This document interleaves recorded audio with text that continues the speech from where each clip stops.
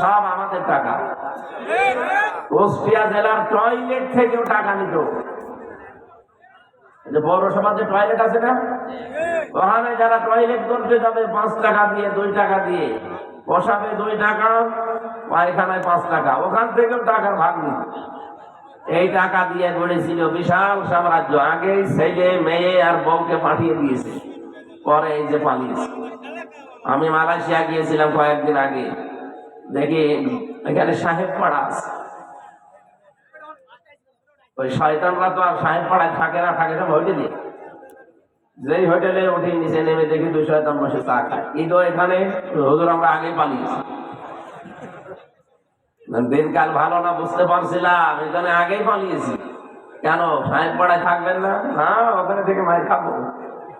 এদেশেও বাঙালি আছে, ওখানে তালা মারা সব। যদি দেখে যে বাড়িতে আমরা আছি, পিটিয়ে ভক্ত মানিয়ে ফেলবে। কি করলেন আপনি? টাকাগুলো যদি দেশে কাজে লাগাতেন, এভাবে পালানো লাগতো না। আর এই মানুষগুলোকে বাইরে যে অনেকে ঝাড় দেয়, রাস্তা ঝাড় দেয়, টয়লেট পরিষ্কার করে, বাংলাদেশ থেকে যারা বাইরের দেশে যায়, বহু মানুষকে আমি দেখেছি।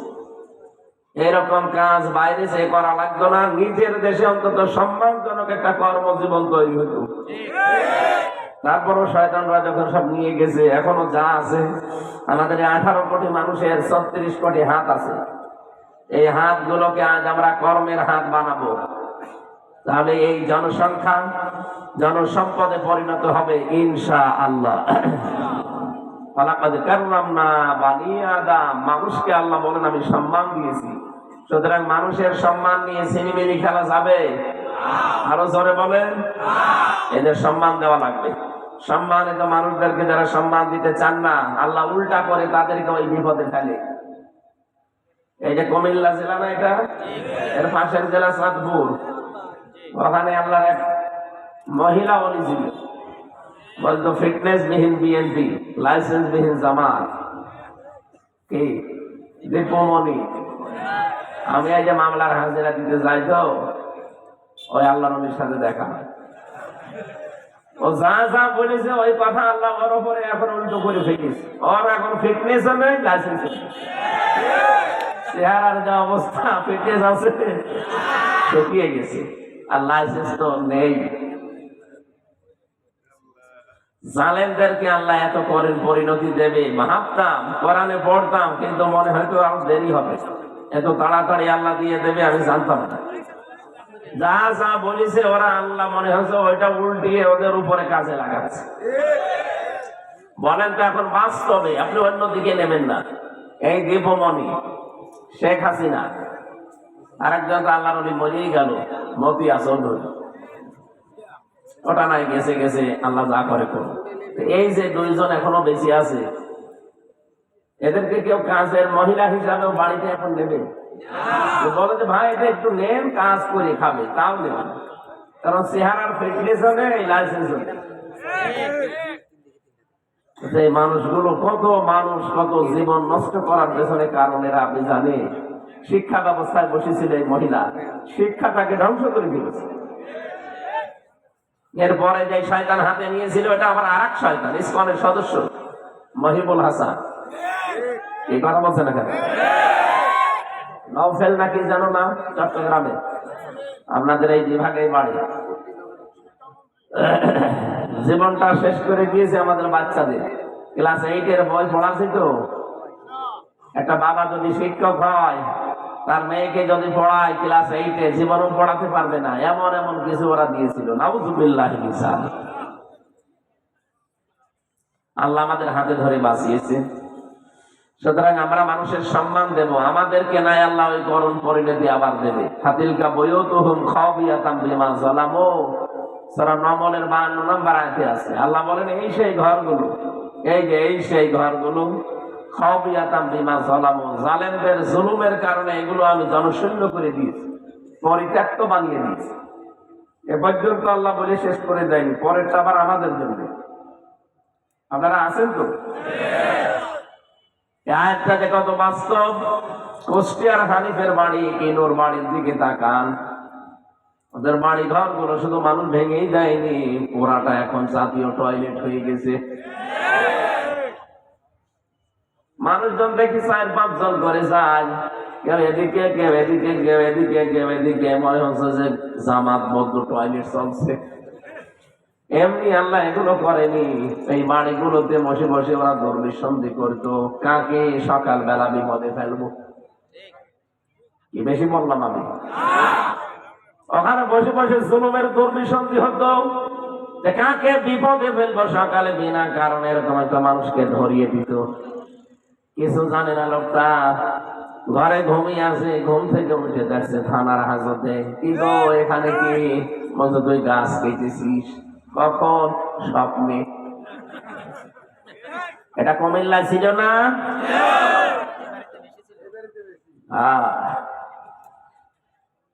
আমারও নিয়ে আসলো বাড়ি থেকে কুষ্টিয়ার সে হালসা ডাবিরা ভিটা, সেখান থেকে নিয়ে এসেছে। পরের দিন পেপারে শয়তানরা দিয়েছে, ওনারা আমরা চৌড় হাঁস থেকে নিয়েছি পুরাটা মিথ্যা কথা। যেহেতু মিথ্যা ওরা বলে কি করি, শয়তান মাঝে মাঝে আমার মনে হয় চিন্তা করতো যে আল্লাহ আমি এই দেশে থেকে করবো না, আমার সাথে বড় বড় শয়তান এখানে আছে, না আমিও জীবনে এত মিথ্যা কথা বলবো, আমি অন্য দেশে যাই।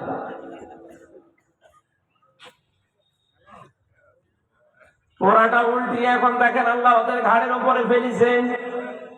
এই যে পাশের যারা ব্রাহ্মণ বাড়িয়া আনিসুল হক আইনের চেয়ারে বসে সারা জীবন বেআইনি কাজ করতো, আলেমদের নামে কত জঙ্গি মামলা দিয়ে তাদের জীবনটা নষ্ট করে দিয়েছে এই শয়তান। আল্লাহ এখন দেখেন কত নিকৃষ্ট পরিণতি আল্লাহ তারে দেখিয়েছে। এখন শুকিয়ে গেছে, মালের এখন আর সে বয়স নেই। আলেমদের মাথায় দড়ি দিয়ে যখন আদালত প্রান্তরে নিয়ে যেত, ওই শয়তানরা দেখতাম টিপ্পনি কাটতো। ওই যে যেটা দরবেশ সালমান রহমান নাকি যেন নাম, এই শয়তান দেখতাম এত বড় বড় দাড়ি নিয়ে ম্যাজিস্ট্রেটের ঘরে ঢোকে, কি যেন সলা পরামর্শ করে আর বেরিয়ে আসে। তারপর এই ম্যাজিস্ট্রেট আমাদেরকে আরো কড়াকড়ি করে। আমি নিজে দেখেছি আমার মাথায় দড়ি দিয়ে, পায়ে ডান্ডা বেড়ি দিয়ে, হাতে হ্যান্ডকাপ দিয়ে যখন নিয়ে যাচ্ছিল, ওই শয়তানকে আমি দেখলাম ও ম্যাজিস্ট্রেটের ঘরে ঢুকে কি যেন বলে, বেরিয়ে আসে সারা পরামর্শ করে, আর তখনই ওরা আমাদের বিরুদ্ধে কঠিন কঠিন রায় দেয়। আমার মনে হয় ওরা যদি এরকম কিছু না বলতো, যে ম্যাজিস্ট্রেট ও নিজের মনে যদি রায় দিতে পারতো, ও ন্যায় বিচার করতে পারতো। ওই একই ম্যাজিস্ট্রেট 5 তারিখের পরে আমার মামলা তুলেছি, শুধু মামলাটা হাতে নিয়ে বলছে কি দেখে রায় দেবো, এর ভেতরে তো কোনো মাল দেখি না, গান সব আমি খারিজ করে দিলাম। বলতে গেলাম একবার যে ম্যাজিস্ট্রেট সাহেব এই মামলা তো 3 বছর আপনার কাছে ছিল, তখন তো বলেননি যে কোনো মাল নেই, হঠাৎ এখন বলছেন কোনো মাল নেই। এইটাই বলতো যে হুজুর আমার হাত বাঁধা ছিল, ওই যে দরবেশ আসতো আনিসুল হক আসতো, এসে আমার হাত বেঁধে দিয়েছিল, আমার কিছু করার নেই। এখন আমার হাত খোলা আছে, এখন আমার ন্যায় বিচার করার শক্তি সামর্থ্য চলে এসেছে। এর প্রমাণ আমি নিজে জেলখানায় পেয়েছিলাম। যে ম্যাজিস্ট্রেট আমার 164 নিয়েছিল বানিয়ে বানিয়ে, নিজে নিজে উল্টা পাল্টা লিখেছে দেশের বিরুদ্ধে, আকিস গ্রুপের বিরুদ্ধে, জামাত ইসলামের বিরুদ্ধে, শিবিরের বিরুদ্ধে লিখে আমার সই করতে বলেছে। বললাম কি এটা? কথা আপনি কালকে বেরিয়ে যান। অথচ ওর ভেতরে সব দেশ বিরোধী কথা ছিল। 13টা পয়েন্টে ওরা লিখে লিখে আমার সই করে, আমি তো বুঝতাম না 164 কি, লিখে নিয়ে আমার বলছে যান নিচে, আপনার মেয়েরা এসেছে কান্নাকাটি করছে, আপনার বাবা মা এসেছে, আপনি চলে যাবেন। ও যে এত বড় ধোঁকাবাজি করবে আমি তো টের পাই না। পরে শুনলাম যে 164 ওইটা সব ওরা নিজেরা বানিয়ে লিখে আমার নামে চালিয়েছে, আমার শয়তান নিয়ে। পরবর্তীতে জেলখানায় যে দেখি কয়েকদিন পরে ওই শয়তান ম্যাজিস্ট্রেট ধরতেছে, কি এখানে কি? হুজুর আমার বউ আমার যৌতুকের মামলা দিল। ঠিক কইছে, বলছে আমার বরদোয়া দিয়ে না, এটা আমার কিছু করার না, উপর থেকে আমার স্বরাষ্ট্র মন্ত্রণালয় আইন মন্ত্রণালয় থেকে যা বলতো আমি তাই করতাম। তারপরে আপনি যাইনি শুনে একজন মানুষের জীবন নষ্ট করবে? এই যে এই ছিল দেশের বিচার ব্যবস্থা। ওরা নিজেরা, আমি বাস্তবে তো টের পেয়েছি, নিজেরা এই কাজ করতো যে না আজকে কিছু করার নেই। অথচ ওই লোকটাই আগস্টের 5 তারিখের পরে রায় দিচ্ছে যে যান সব মামলা জামিন না খারিজ করে দিলাম। যে মামলা জামিনই হয় না 3 বছর, সেটা খারিজ হয় কি করে? তার মানে হাত বাঁধা ছিল, হাত খুলে গেছে। আমরা চাই এই দেশে 1628টা চেয়ার আছে, এই চেয়ার না, 1628টা চেয়ার আছে, প্রতিটি চেয়ারের হাত যেন এভাবে আবু সাইদের মতো খোলা থাকে। এটা চান না? তারা চান দেখে লিল্লাহি তাকবীর।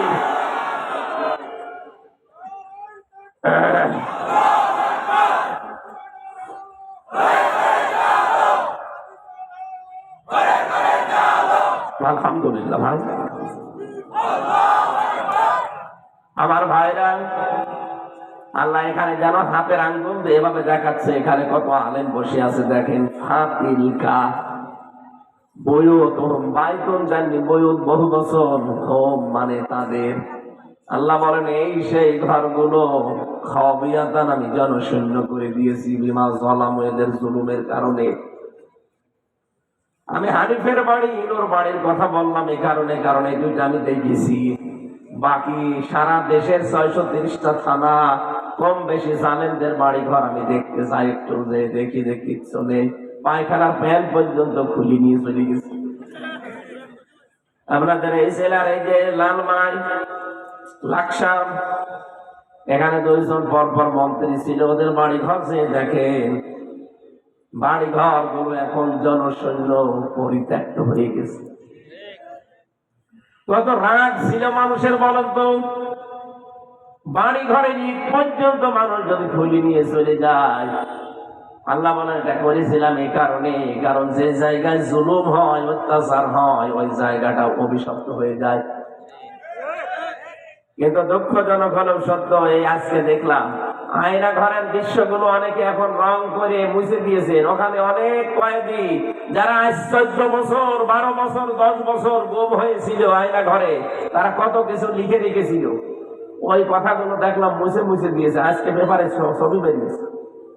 কেন মুছে দিলেন? জালেমদের এই নিশানাগুলো মোছা ঠিক হয়নি, এগুলো দিয়ে বিচার করার দরকার। কত কঠিন বিষয়। মার বাবাকে এক রুমে আটকে রেখে দুধের শিশুকে আর এক রুমে রেখে দুধ খেতে দেয়নি মায়ের। এই মহিলা, আন্তর্জাতিক রিপোর্ট বের হয়েছে কালকে, যে ছেলে মেয়েকে দুধ পর্যন্ত খেতে দিত না বাচ্চাদের। মা বাবাকে ব্ল্যাকমেইল করে বলতো এটা বলা লাগবে, নয়তো আপনার ছেলে মেয়েকে দুধ খাওয়াতে পারবেন না। কত নিচে নেমেছিল মানুষ। আমি নিজে দেখেছি আঙ্গুলগুলো মানুষের নখ এত বড় বড় হয়ে যেত। এই নখ গুলো দিয়ে তারা দেয়ালে শিয়ালে এইভাবে লিখে রাখতো ভাঙ্গা ভাঙ্গা অক্ষরে, যে ভাই যদি কেউ বাইরে যেতে পারে এই নাম্বারটায় জানাবেন যে আমি বেঁচে আছি। আজ 5 বছর 7 বছর 10 বছর পড়ে আছে, কেউ জানি না। এমন কেউ যে কোথায় আছে তাও জানি না। ভাঙা ভাঙা অক্ষরে দেখলাম লিখে রাখতো যে ভাই আমি যদি কেউ বাইরে যেতে পারেন আমার এই নাম্বারটা একটু জানিয়ে দেবেন, যে আমি আজ কয় বছর আছি জানি না, কিন্তু আমি বেঁচে আছি। আর মানুষ এখন এই জালেমের পক্ষে সাফাই গায় যে কি করেছে, বউ পালিয়ে যাওয়া লাগবে। শয়তান তোমার সাথে তো হয়নি, আমি নিজে ভিকটিম, আমি টের পাই। আমার ওই কথাগুলো মনে উঠলে এখনো গা শিউরে ওঠে। 3টা বছর আমার ফাঁসির কন্ডেম সেলের ভেতরে 24 ঘন্টা তালা লাগানো। কারারক্ষী আমার জন্য 2টা বরাদ্দ ছিল, আবার সিসি ক্যামেরা দিয়ে রাখতো, আমার সাথে কেউ যেন কথা না বলে। কেন আপনি এগুলো করলেন? কি লাভ পেয়েছেন? এখন তো নিজের দেশে থাকতে পারলেন না। যা অবস্থা করে গেছেন, মরণের আগে আর দেশে আসতে পারবে? মানুষ পিটিয়ে ভর্তা বানিয়ে ফেলবে। আর 5 মিনিট থাকার আহ্বান করছিলেন, যে আর 5 মিনিটে আমি একটু বক্তব্য দেবো। 5 মিনিট হলে একেবারে আলু ভর্তা হয়ে যেত। সেদিন এই যে মৌলভীবাজারে যাবার সময় হেলিকপ্টারের যে পাশে যে দরজা আছে, এটা তো হুক সিস্টেম। আমি শুধু হাত দিয়েছি, পাইলট আমারে বলছে ওখানে বেশি হাত দেবেন না, খুলে গেলে কিন্তু পড়ে যাবে। আমার মনে মনে হচ্ছিল আল্লাহ ওরা 2 বোন পালিয়ে গেল, যদি একটু খুলেছি, একটু যদি খুলেছি তাহলে কি হইল গো। আর যদি আমার সামনে পড়তো, 2 জনকে আমি একেবারে আল্লাহর ওলি বানিয়ে ফেলতাম। এর পরের অংশটা যেহেতু আমাদের জন্য, সেজন্য পরের অংশটা আমি বলছি। এবার আলেম যারা আছেন তারা ভালো করে খেয়াল করবেন। কোন সূরা বললাম যেন? সূরা নমল 19 নাম্বার পারা 20 নাম্বার পৃষ্ঠা 7 নাম্বার লাইনের 52 নাম্বার আয়াত শেষের অংশে পাবেন। ইন্না ফি যালিকা লায়াতাল লিকাওমিন ইয়ালামুন। রাব্বুল আলামিন বলেন, অবশ্যই এর ভেতরে শিক্ষা আছে, যারা জ্ঞানী তাদের জন্য লামে তাকিদ আছে। এখানে কি শিক্ষা নেওয়া লাগবে আজকে? জালেমদের এত বড় শিকড় যদি আল্লাহ কেটে ফেলতে পারে, বলেন তো কত বড় গভীর শিকড় ছিল জালেমদের। কোনদিন ওরা ভেবেছে যে 41 সালের আগে ওদের কিছু হবে? ভাবেও নাই। ইউনিয়নের দারওয়ান থেকে শুরু করে সংসদ পর্যন্ত সব ওদের লোক সেট করা ছিল, এবং প্রতিটি স্তরে 8-10 জন করে ওদের লোক। আমি তো রিমান্ডে দেখেছি, সবই ওদের। মামলার আইন ওদের, ম্যাজিস্ট্রেট ওদের, পিপি ওদের, জজ ওদের, রায় দেবে ওদের, রিমান্ডে নেবে ওরা, সবই ওরা। আমাদের জন্য একটা উকিল নাম কাগজে দাঁড়ায় তো তার কথা শুনলেও চলে, না শুনলেও চলে। এত বড় বিশাল শিকড় নিয়ে এগিয়ে যাচ্ছিল। আল্লাহ বলেন, ফাকুতিয়া দাবিরুল কওমিল্লাযীনা যালামু। জালেমদের শিকড় কাটা হয়ে গেছে। কেটেছে কে জানালে? মতিয়া মুসলমান ফাইল জানালে। সারা বাংলাদেশের জালেমদের এই বাড়ি ঘর প্রতিষ্ঠান, এদের অফিস আদালত যে সব মাটির সাথে মিশে গেল, কে করেছে? আপনি একটা ধরেন যে এটা লোক না, ফাইল জানালে। হানিফের বাড়ি যে মাটির সাথে মিশে গেল, এত বড় বাড়ি, ওর ভাইয়ের বাড়ি 8 তলা 10 তলা, ওর বাড়ি 4 তলা।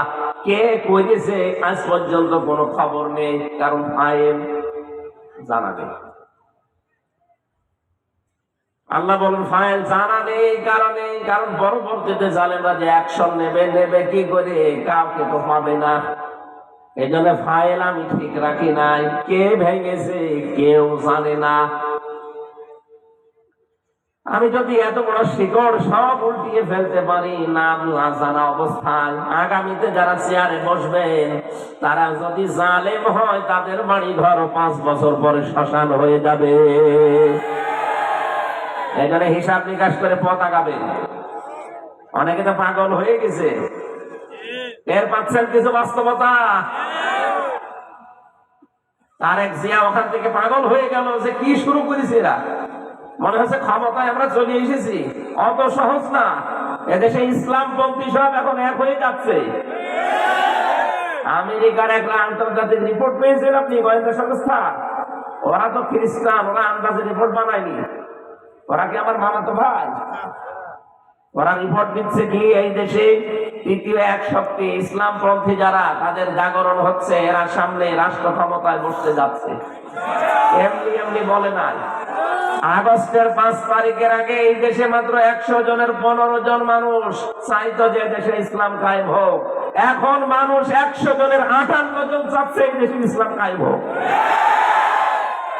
এদেশে সব এখন এক হয়ে যাচ্ছে। এক করে দেখছে কে? আল্লাহ। দেখেন সব এক হয়ে যাবে। অথচ কিছু মানুষ এই দৃশ্য দেখে তারা পাগল হয়ে গেছে। তাদের এখন আর কিছু করার নেই, তারা আন্দাজে মিথ্যা ছড়াচ্ছে। যে ফজু পাগলা একজন আছে এই কিশোরগঞ্জে, আগে ছাত্রলীগের সভাপতি ছিল, হাসিনা নমিনেশন পায়নি, ওটা দল পাল্টিয়ে যোগ দিয়েছে আর এক দলে। ফজলুর রহমান, নাম হচ্ছে ফজু পাগলা। ও বলছে এই দেশে ইসলামপন্থী যারা আছে, বাইরের দেশের মুসলমানকে যদি নিয়ে আসে, সব মিলিয়ে এরা 10 ভাগ ভোট পাবে। আরে ভাই, ভোটে 15 বছর হয়েছে, আপনি আন্দাজে বলেন কেন? ভোট দিয়ে দেখেন কয় ভাগ পায়। আন্তর্জাতিক রিপোর্ট করছে, খেয়াল করে না আন্দাজে। মানুষকে এখন দেখছেন যে কিছু করার নেই, তো উল্টা পাল্টা বলে একটু সাহস নিয়ে যা থাকা যায়। বাটপাড়ির সময় শেষ। তারেক জিয়া তো জ্ঞানী মানুষ, বুঝে ফেলেছে। বারবার বলছে আপনারা থামেন, কি আরম্ভ করেছে। এখন কিন্তু আর অত সহজ না। এদেশে আর কিছু না থাক, ইসলাম কিন্তু থাকবে। এখানে সব এখন ইসলামের জন্য এক হয়ে যাচ্ছে। জামাত ইসলাম, চরমনায়, হেফাজত ইসলাম, খেলাফত, সব কিছু যদি এক হয়ে যায়, এদেশে 100 জনের 58 জন না, 100 জনের 100 জন মানুষ দেখবেন ইসলাম চায়। অন্যান্য যারা আছে চিন্তা করবে, আমার বাইরে থেকে করবো কি? আমরা তো আল্লাহর বান্দা, দেখি না আল্লাহ কিভাবে আমাদের চালায়।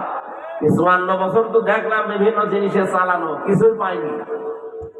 এখন আমরা শুধু দেখতে চাচ্ছি আল্লাহর কোরআন দিয়ে চললে কেমন লাগে। হিন্দু পর্যন্ত বলছে, গতকালকে রিপোর্ট, এক হিন্দু পুরোহিত ঠাকুর বরিশালে, সে জানিয়েছে যে ইসলাম যদি দেশে আসে আমরা সবচাইতে বেশি নিরাপদে থাকবো।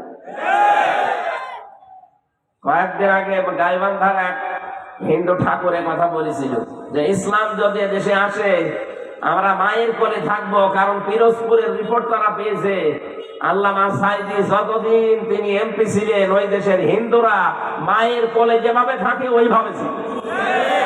আমি বাংলাদেশে সবচেয়ে বেশি মাহফিল করতাম পিরোজপুরে, বাগেরহাটে, ওই লাইনে। আমি গিয়ে ওই দোকানদারকে জিজ্ঞাসা করতাম হিন্দু দাদার যে কেমন এখন আছে আর আগে কেমন ছিলে। বলছে এখন জাহান্নামে আছে, আগে স্বর্গে ছিলাম। ওরা তো জান্নাত জাহান্নাম বিশ্বাস করে না, নরক বিশ্বাস করে। বলছে এখন নরকে আছে, আগে স্বর্গে ছিলাম। মাওলানার যে আচরণ, কত হিন্দু খ্রিস্টান বৌদ্ধ মুসলমান দেখতো না, সব তার কাছে সমান ছিল। সুবহানাল্লাহ বলতে পারেন না? হিন্দু পর্যন্ত মাওলানার জন্য, ওনারা নাম ধরে ডাকে না, অসম্মান হবে, এই জন্য মাওলানা বলে সব। হিন্দু দাদা বড় হয়ে গেছে, 95 বছর বয়স, বলছে মাওলানা। আমরা দেখতে পাচ্ছি যেহেতু আল্লাহ আমাদের দেখাবেন, সূরা কসসের 6 নম্বর আয়াতে আপনি পাবেন, অনুমাক্কিনা লাহুম ফিল আরদ, এই জমিনে আমি আল্লাহ শাসন ক্ষমতা এদেরকে দেব, কারণ এরা নির্যাতনের স্টিম রোলার এদের উপরে চলেছে। যদিও এটা মুসা নবীর উপরে নাযিল হওয়া আয়াত, মুসা নবীর সংক্রান্ত নাযিল হওয়া আয়াত, এটা কিন্তু কিয়ামত পর্যন্ত থাকবে। অনুমাক্কিনা লাহুম ফিল আরদ, আমি জমিনে তাদেরকে শাসন ক্ষমতায় বসাবো। কেন বসাবো জানো?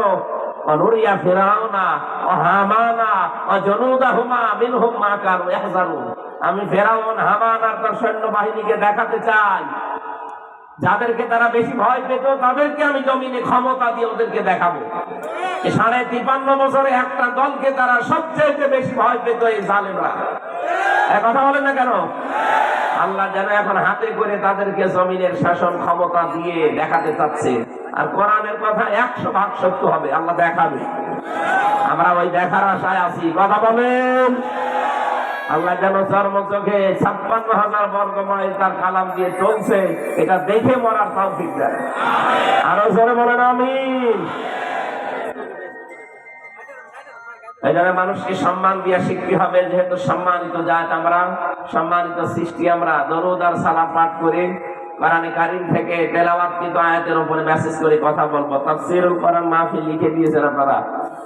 অসুস্থ অবস্থায় আছে, আমি এখন আসার সময় বড়ি খেয়ে আসলাম, গা ঘামতেছে, এই কারণে 2-3 দিন জ্বর তো।